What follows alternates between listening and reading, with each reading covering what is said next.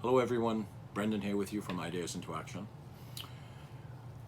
Have you ever had an idea for a product and you decide to share that idea with a friend or a family member? Usually the first thing that person is going to tell you is, hey, that's a great idea. You should patent that. Well, that's probably true. You probably should patent it if you can patent it. The question is, most people haven't a clue what it costs to acquire a patent, what it costs to file a patent, how long it takes to get one, what's involved in the process. So I was going to take you through the two most common patents today. As my first video, one of the first things that I did when I started this journey was was advised by someone to do the same thing, get a patent. I was advised by a young lady I met at a party decades ago. That I discussed my product with her, and she had just finished law school and she was working for a law firm in Toronto that specialized in patents. So she recommended that I go see one of her co-workers and explore the idea of patenting my product. Well, it was not long after that advice was I in the office of a law firm in Toronto speaking with a patent attorney that told me that yes, you have an idea here that you can patent and you can protect it. You can get a Canadian patent and you can get a US patent. At least that was his opinion at the time. He said he'd have to do a search to find out if there was anything similar out there, but he was quite confident that that the device that I intended to produce and patent was patentable.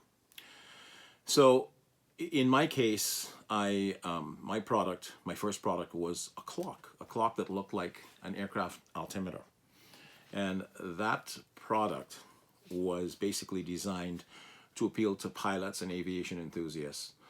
And you know, if somebody was a pilot, it was like taking a small piece of the cockpit to put in their den or their man cave or their office, and the concept seemed to take hold with the few people that I showed the product to. So I was very encouraged, and I set off to design and develop this product to the point where I could get it on the market. So once my patent attorney had advised me that it was clear to proceed to apply for a design patent for my product, I could not get a utility patent, and I'm going to explain the difference between excuse me, a utility patent and a design patent. A design patent is a very simple document.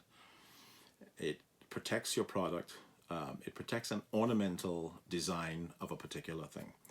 So for example, my product was a clock, a quartz wall clock. I'm not inventing a quartz wall clock. I didn't invent a quartz wall clock. But I was designing a quartz wall clock with a very unique shape and a very unique style. That's what I was able to protect with my, well, that was the hope, that I would be able to protect the concept of this wall clock that looked like an aircraft altimeter. Like that. So that's what this design patent turned into. It was filed on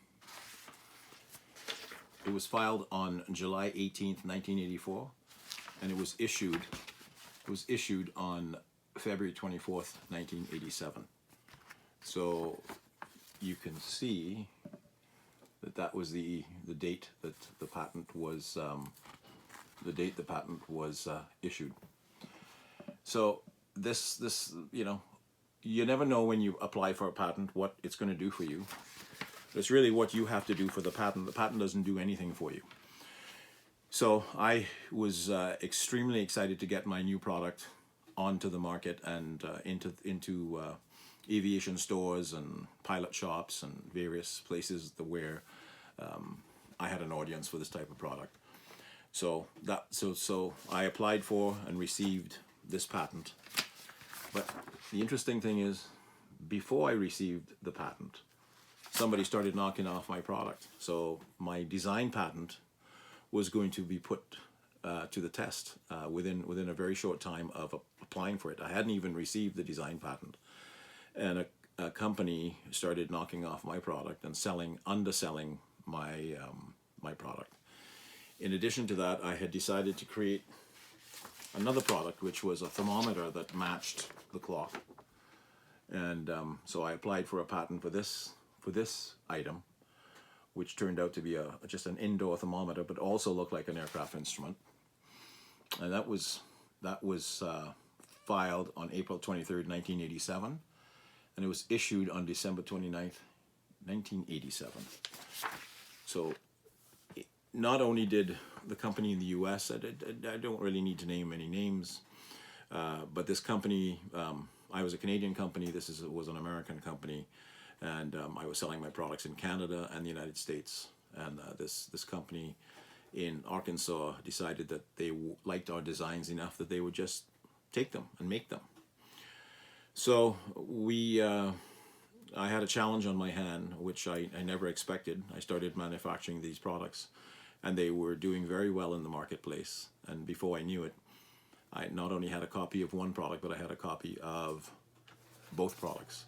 So I had to make some decisions and make some calls to the lawyers to find out, what do I do? I filed for a patent. I actually, like I said, let me remind you, I didn't have the patents in my hands. The patents hadn't issued, but I called my patent attorney that filed the patents and said, "Hey, what do I do? I paid for these patents. What do I do?" He says, "Oh, well, you need a trial attorney." I said, "I need a trial attorney?" He said, "Yes, you need a trial attorney." So it just so happens that the attorney that filed, in those days, back in the 80s, Canadian law firm could not file United States patents without a patent agent or a patent lawyer that was registered to work with the U.S. Patent Office. Canadian lawyers were not registered to file patents in the United States. So the gentleman that filed my patent for me in 1984, yes, it was filed in 1984. So the lawyer that filed the patent for me in 1984 agreed to assist me with litigation, and a whole new journey began. It was a brand new little fledgling company with 2 products, soon to be 3. Well, actually 3 products, and I found myself battling in court within the first few years. By 1987, I was in a courtroom trying to defend my United States patents, and that in itself is an entirely other story. But I just want to explain to you how this works, what you're up against when you file a patent, what you can expect.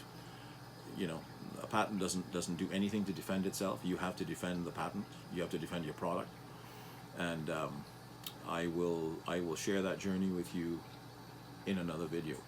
So if you like what I have to say, consider subscribing to my channel. There's an enormous amount of information I intend to share with you about the invention process. And just as an aside, that product that I filed the patent for in 1984, I've sold over 1 million units in the last 40 years, and it's still one of my best sellers today. So I intend to share the story of how that happened, how I got the product, where the concept came from, the journey of designing, developing, and manufacturing that product and taking it to market. And here we are 40 years later, still manufacturing that product on my own premises, and selling to large aviation companies, large airlines, very well known aviation entities. And it's, like I said, still happening today. So please consider subscribing.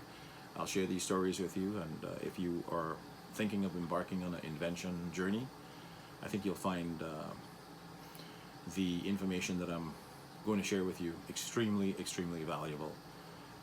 So hope to see you on the next video. All the best for now.